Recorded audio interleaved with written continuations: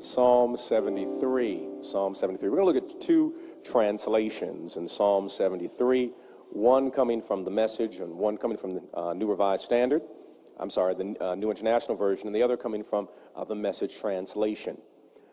The NIV translation reads this way, beginning with verse 1. Surely God is good to Israel, to those who are pure in heart. But as for me, my feet had almost slipped. I had nearly lost my foothold, for I envied the arrogant when I saw the prosperity of the wicked. They have no struggles. Their bodies are healthy and strong. They are free from the burdens common to man. They are not plagued by human ills. Therefore, pride in their necklace. They clothe themselves with violence. From their callous hearts comes iniquity. The evil conceits of their minds know no limits. They scoff and speak with malice. In their arrogance, they threaten oppression. Their mouths lay claim to heaven, and their tongues take possession of the earth. Therefore the people turn to them and drink up waters in abundance. They say, how can God know? Does the Most High have knowledge? This is what the wicked are like. Always carefree, they increase in wealth. Surely in vain have I kept my heart pure. In vain I've washed my hands in innocence. All day long I've been plagued. I have been punished every morning. If I said I will speak thus, I would have betrayed your children. When I tried to understand all this, it was oppressive to me until I entered the sanctuary. Until I entered the sanctuary of God, then I understood their final destiny. The Message translation reads this way. Just read a portion of it. No doubt about it, God is good. Good to good people, good to the good-hearted. But I nearly missed it. Missed seeing his goodness. I was looking the other way. Looking up to the people at the top, envying the wicked who had made it, who have nothing to worry about, not a care in the whole world. Read verse 11. What's going on here? Is God out to lunch? Nobody's tending the store? The wicked get by with everything. They have it made, piling up riches. I've been stupid to play by the rules. What has it gotten me? A long run of bad luck. That's what. Slap in the face every time I walk out the door. If I had given in and talked like this, I would have betrayed your dear children. Still, when I try to figure it out, all I got was a splitting headache. Until I entered the sanctuary of God, then I saw the whole picture. May the Lord add a blessing to the reading and hearing of God's holy word. I want to place a tag upon this text as we move from 2010 into 2011. I want to focus on the subject of tell the devil I'm still here. If you could turn to your neighbor at this time, just turn and look at your neighbor. Don't look up here. I'm in a different neighborhood. Melissa, look at your neighbor. Thank you. And say, neighbor, oh neighbor, tell the devil I'm still here. Man. Now find another neighbor.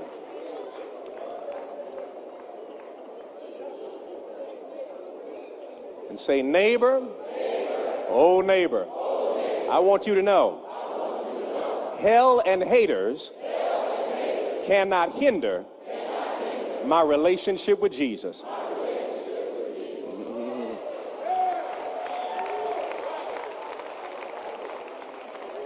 Tell the devil I'm still here. Beloved, there are moments. I guarantee you there will be moments in your life. Whether you have a tenure from the cradle to the grave, there will be moments in your life that beat against literally the bow of your soul. We must constantly be on guard against the seeds of defeat, negativity, depression that seek to take root in the fertile soil of our spirits. There will be moments along your journey, no matter how holy you think you are, no matter how many Bible classes you may take. It does not matter if you think you are the Prince of Prayer Meeting or the Duchess of Devotionals. There will be moments in your life where you feel like letting go. Being a deacon will not defend you. Being a preacher will not protect you. And singing in the choir will not save you. Being a trustee will not bring tranquility to your situation. And being an usher will not undo the inevitable that you will encounter in your life. There are moments along our sojourn when our commitment to the visionary ideals of the divine suddenly become obscured. Where we try to do the right thing, live a Christ-conscious life, but when we look around at everyone else who is not connected to God, it seems as if they are rising higher and we are digging a ditch that seems to bring us lower and lower. It seems as if sometimes people who live selfishly and vicariously are the primary beneficiaries of the blessings of life. You've played by the rules, but life keeps throwing combinations of uppercuts and jabs in your face. This is the spiritual sentiment where we, from the perspective of viewing our condition as permanent, sometimes want to let go. Just as the psalmist states, he knows God is good. But why do my haters seem to operate with such happiness and are not hindered by the same things I am hindered by? If I may say, sisters, you've lived a decent life, loved God, got your house in order, take care of yourself, you eat organic, you come to Bible study, dress with dignity, speak to everyone with respect, but yet your hoochie mama cousin gets all of the attention from everyone else, even in Jewel Osco when she's wearing flip-flops and has rollers in her hair. It's enough to make you say, I'm ready to let go. You're trying to do the right thing in school, working through the dense passages of Hawthorne, Soyinka, Echebe, and Morrison, Fanon, and Audre Lorde, and Bell Hooks, but yet all of your other friends are cheating and finding their papers online through Wikipedia and other means, but yet you did not graduate magna cum laude. You graduated, thank you, Lordy, but those who cheated graduated with honors, and it's enough to want to make you let go. You've been raising your children from do the right thing, you bring them to church, and you make sure that they are involved in everything, but one day you wake up and you find out living in your house is a thug and a thugette in front of you. It's enough to make you want to let go. You raised your daughter to be respectful, but some boy who can't even talk, you know what I'm saying? You know what I'm saying? All of a sudden has her ear, and it's about to drive you crazy, and you want to let go. You're watching people of privilege excel, not because of their skills and their excellence, Rashid, but because of position, connections, and many times the color of their skin. Watching black children, smart and gifted, make dumb decisions to be esteemed by their peers instead of being obedient to the ones who raised them, clothed them, and put a shelter above their heads. These are the things that make you want to let go. And when one examines the text, you notice that you have a person who recognizes the goodness of God, just like those in this sanctuary, but at the same time raising questions. Why are my haters the ones who seem to be elevated so? Why is it that those who do not care about you seem to keep rising higher and higher? They don't offer praise, nor do they pray. Are they devoted to you? No. But yet I see them breathing breathing out violence, but yet their bank account seems to always be full. I'm always trying to make $1 out of 15 cents, but yet those who do not love you seem to always have enough in store in their storehouse. And this word here that we see is simply a word from a people who are oppressed. The psalmist is writing under oppression and in exile, but the pressure of another empire is upon the psalmist's pen. This is what one calls the third section in the book of Psalms. That one particular scholar says that this comes after the kingdom of Solomon, after unification in the Israelite household. And now Psalm 73 is a transition from unification to a split kingdom. A kingdom that is now influenced by Babylon and Assyria. And this is a psalm of people who are dealing with oppression. And they are dealing with oppression because they have a false sense of what is success and what is successful. The writer begins with a person who is writing from the underside of history, frustrated that all the oral visual media outlets seem to show the oppressor as one who is victorious. They have the prosperity, they have the material, they have no pain, they have problems, but they're in good health. There is a system at work. For those who are operating, the Babylonian and Assyrian culture seems to be rewarding those who are connected to that particular cultural background. But be careful about colonized culture. You will think the colonizer is the greatest thing since sliced bread. Be careful about colonized culture. You will wonder why we are not blessed, but the problem really is not the fact that the colonizer is being blessed, but the fact that you are listening to the colonizer's story. And this is really what is happening in the text, that the writer is listening to the oppressor's story so much that everywhere the writer looks, it seems as if the oppressor is always winning. There is that African parable that is told about the story of the lion. Why is it that the lion, every time you hear a story about a lion and a hunter, that the hunter is always winning? The African parable says that when the lion starts writing his own story, you will then see that the hunter does not win all the time.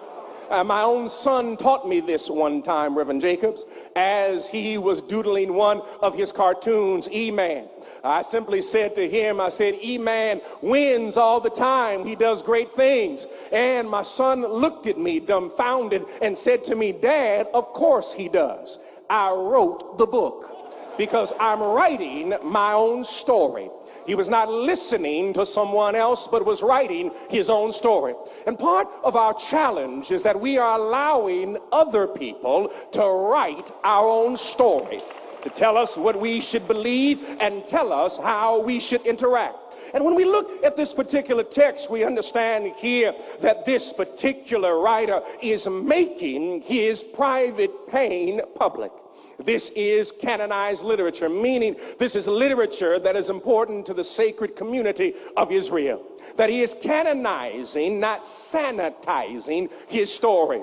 There is a difference between canonizing and sanitizing. Canonizing means that you just make it sacred so everybody in your family and in your community can understand your story. Sanitizing means cleaning it up and editing it so everybody doesn't know everything that you've been through in your story. But here, this psalmist writes this story. He tells his true feelings and lets people know that, yes, I know God is good, but I have to be honest with you that my foot almost slipped, that I almost gave up on God as I looked around and saw what was being experienced by other people. And that becomes our great challenge, is that many times we want a sanitized testimony instead of an unabridged testimony. Let me see if I can explain it this way. Growing up, I used to love reading books by a person by the name of S.E. Hinton. wrote The Outsiders, Rumblefish, and things of that nature. We would go to the library to pull out one of these books, but somebody thought that these books were not appropriate for people of our age. And so what they did is they tore out all of what we thought were the good parts. All the parts that used certain language and said certain things, we thought they were the good part. They tore those parts out and sanitized the book and then put the book back into the library. I tried to read the book that was edited by someone who sanitized the story of The Outsiders, but I could not understand the story in its complexity when you took out those parts that seemed to be problematic for everyone else. And I'm here to let you know that it is important that when you tell your story, don't tell an edited version of your story. You need to tell the entire story of what God has done in your life, of how God has moved in your life, and how God has blessed your life. But that is the problem with church folk, because church folk want to act like they've always been in church. Church folk want to act like they're just so holy and so wonderful and how angelic they are. But truth be told, everybody in this space here tonight, you have not always been in church, and you have not always been someone who praises the Lord. You didn't always carry a Bible. You didn't always make your way to church. There was a time when you were thinking about Jesus, and you were not thinking about praising the Lord. But I know you don't want your neighbor to know that you were actually that way at one time or another. So I need to talk to a different crew tonight that is not afraid to edit their story. I need to talk to a different crew that can admit there are some places that I should not have been. There are some things that I should not have said. There are some things that I did that I should not have done, and I should have been dead for what I did in the first place. But if it had not been for the Lord on my side, I don't know where I would be. So when I come into the sanctuary and I think about the goodness of the Lord, I'm not going to sit on my hands. I'm not going to try and act all bougie and sedity for you, because I know what God has done for me. And every once in a while, my soul wears up with such thankfulness in it that I've got to give God praise. And I don't know if there's anybody up in here, when you think about what God has done for you and how God has blessed you, something moves in your soul, and you've got to give God praise.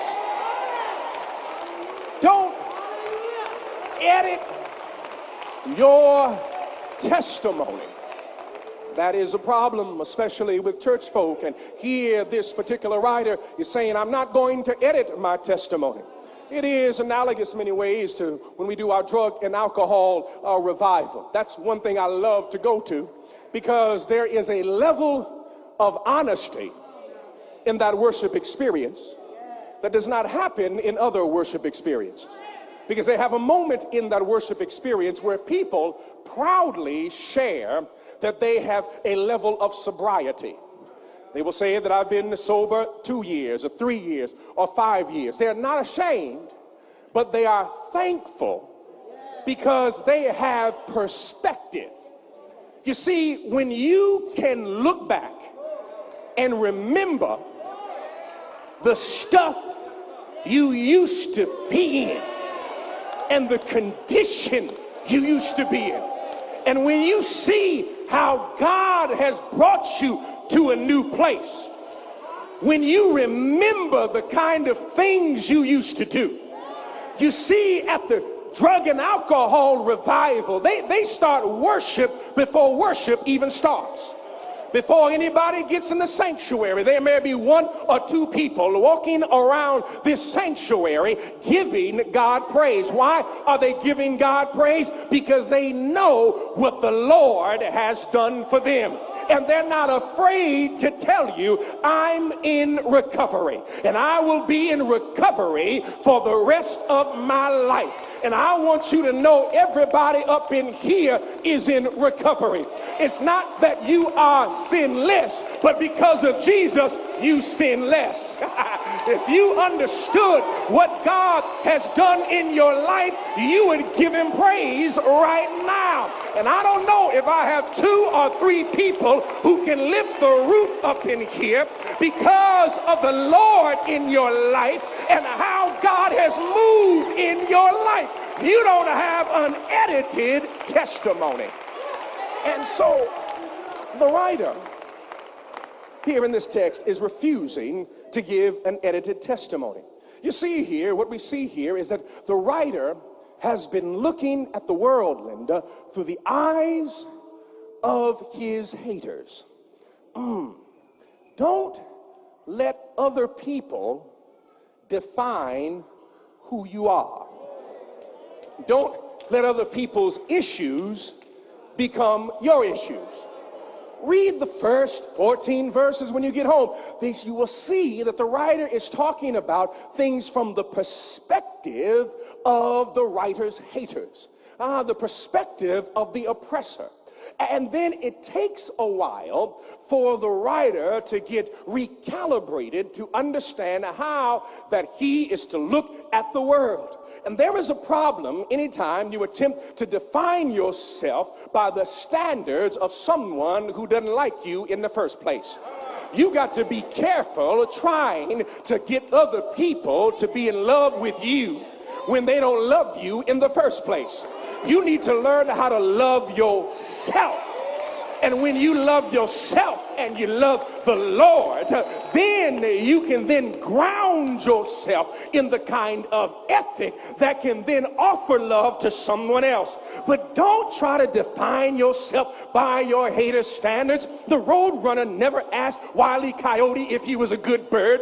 You never heard Bugs Bunny asking Elmer Fudd if he was a good rabbit and had self-worth. You never seen SpongeBob try to define himself by Squidward. Luke Skywalker doesn't ask Darth Vader if he's a good Jedi. Neo never asked Mr. Smith if he was the one. Ali never asked Fraser if he could float like a butterfly and sting like a bee. And Joe Louis never asked Max Schelling if he had the power to knock him out. You cannot define yourself by your haters' standards.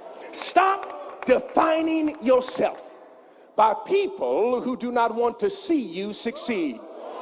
The grass is not always greener on the other side. It may just be AstroTurf over there anyway.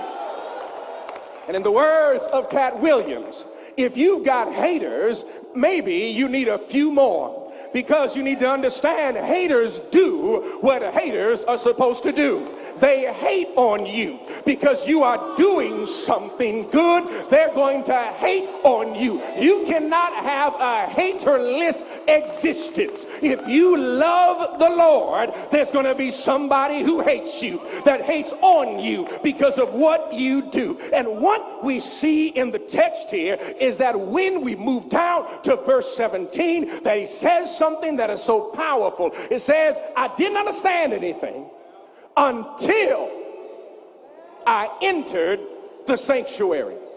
Worship will allow you to witness the wonders of God. I saw the whole picture when I went into worship.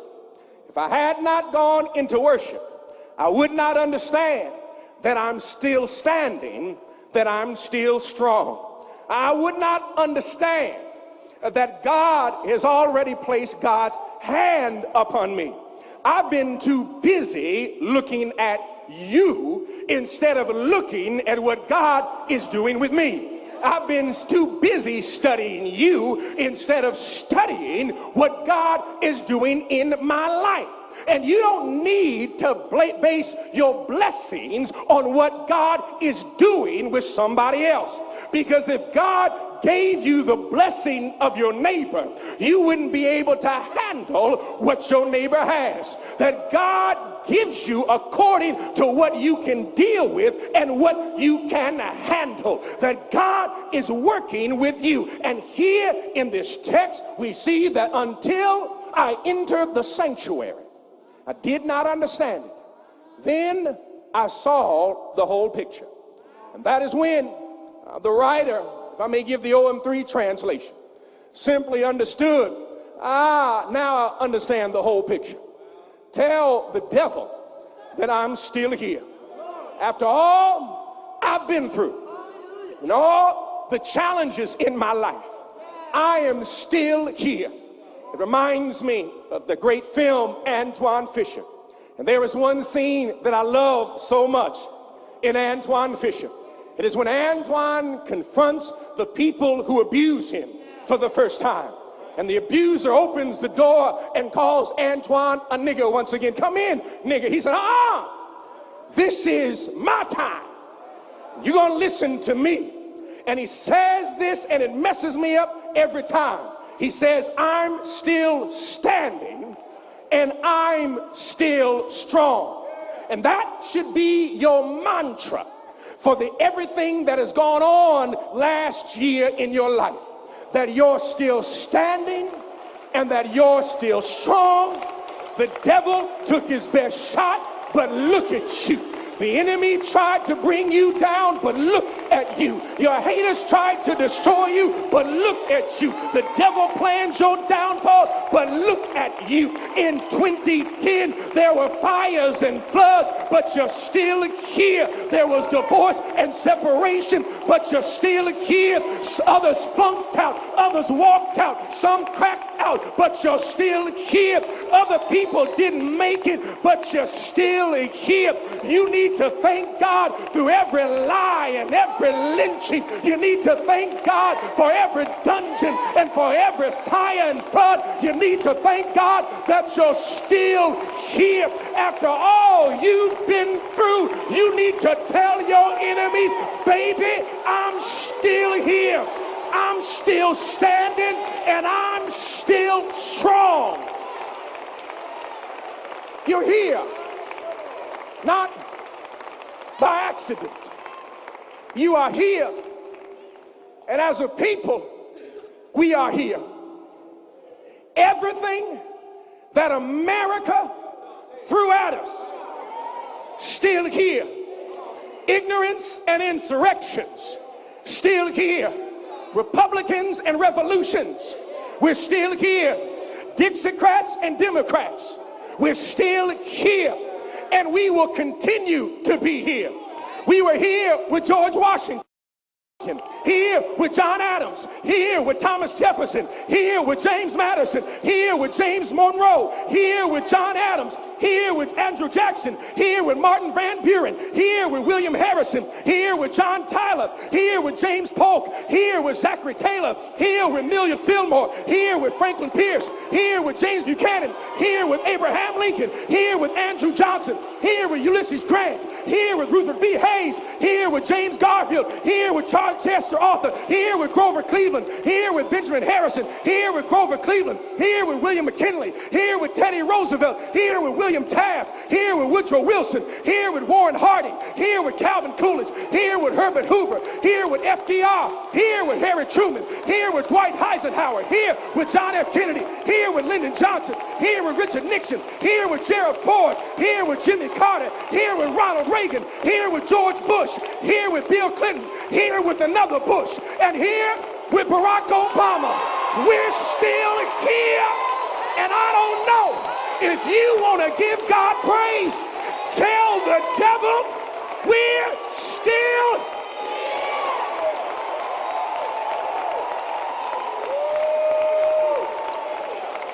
we're here.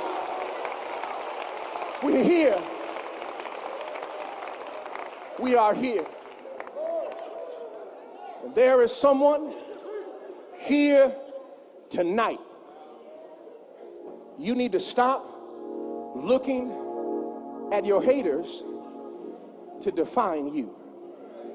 You need to start writing your own story and stop editing your testimony. Tell the devil you're here. You don't know what an amazing miracle it is to say that you're here. Do you know that when you were sleeping last night, that there were 1 million microscopic organisms that wanted to stop you from breathing? But you woke up, and here you are. Because while you were asleep, God protected you in the midst of your unconscious state. And here you get up, not even wanting to say thank you, putting on your clothes, thinking it was you that provided them, living in a house you think you provided. Then you made your way here to church tonight. And in many ways, you shouldn't have made it. Something was in your spirit that said, slow down, and something said, speed up. And here you are in church tonight. Makes no sense if you don't know what the Lord has done. But when you enter the sanctuary, it makes all kind of sense what God is doing in your life. Because God has you here, not for yourself, but to bless and hook somebody else up. Now, come on. Don't try to act like you ain't never been hooked up before. Let me explain what a hookup is. A hookup, for those of you who used to have ghetto cable, is when you get something that you weren't supposed to receive in the first place, but you know somebody who can hook you up and give you what you can't afford in the first place, but you're still blessed by it, not because you have the money or good credit, but because you know somebody who can connect you. And because of Jesus, Jesus is a divine hookup, and our relationship with Jesus is the reason we are here. And there may